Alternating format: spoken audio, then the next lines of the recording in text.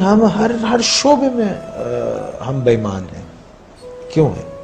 تعلیم کا شعبہ، اس میں سفارش اور سیاست ہے، سیاست کے اندر سیاست ہے، اور رشوت ہم لیتے ہیں، بے ایمانی ہم کرتے ہیں، جھوٹ ہم بولتے ہیں، دوسروں کو تکلیف ہم دیتے ہیں، دوسروں کے مالوں پہ قبضہ کر لیتے ہیں، یتیموں کا مال کھا جاتے ہیں، غریبوں کو تکلیف دیتے ہیں، مسکین مسافر محتاجوں کو ان کا حق نہیں دیتے، کسی کی مدد نہیں کرتے، اپنے لیے سب جمع کر کے رکھتے ہیں، اپنے سے آگے نہیں سوچتے.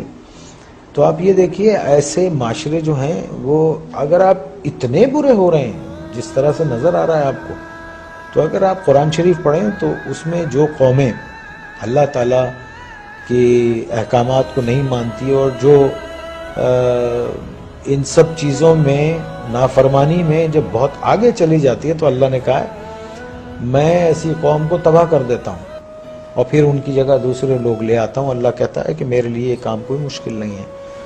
تو جو لکھ پتی ہے وہ کروڑ پتی ہونا چاہتا ہے، جو کروڑ پتی ہے وہ اربوں پتی ہونا چاہتا ہے، جو اربوں پتی ہے وہ اس سے زیادہ پیسے والا ہونا.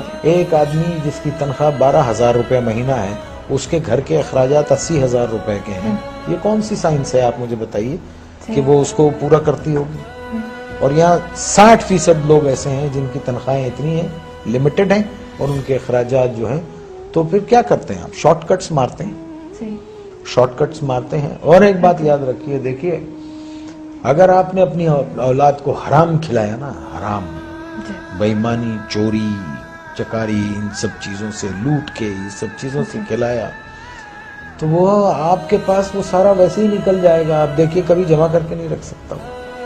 اگر اس کے پاس رہے گا، جمع بھی ہوتا ہے، تو ایک ڈیزاسٹر ہوگا اور سب ختم ہو جائے گا. تو ہم کو ٹھیک ہونا چاہیے. ہم انسان ہیں، جانور نہیں ہیں. ہم کو صحیح ہونا چاہیے. ہم کو اس لیے دنیا میں نہیں بھیجا ہے کہ ہم دوسرے کے حقوق ماریں، چھین لیں لوگوں کو. 1200 روپے 800 روپے کے ایک موبائل کے لیے ایک جان لے لیتے ہیں ہم. کبھی وہ تنہائی میں بیٹھ کے وہ سوچتے نہیں ہوں گے کہ ایک انسان کی زندگی جب وہ پیدا ہوتا ہے تو وہ گوشت کا لوتھڑا ہوتا ہے، پھر وہ انسانی فارم میں آتا ہے، پھر وہ دنیا میں آتا ہے بے سہارا، بے بس. ماں اس کو 9 مہینے پیٹ میں رکھتی ہے، پالتی ہے، پھر وہ گرم سرد کا مقابلہ کرتا ہے اور بڑا ہوتا ہے، چوٹیں لگتی ہیں، دھوپ ہے، بارش ہے، اور پھر ایک آدمی اس کو ایک 500 روپے کے موبائل کے لیے اتنی تک و دو سے پلنے والے بچے کو گولی مار کے چلا جاتا ہے.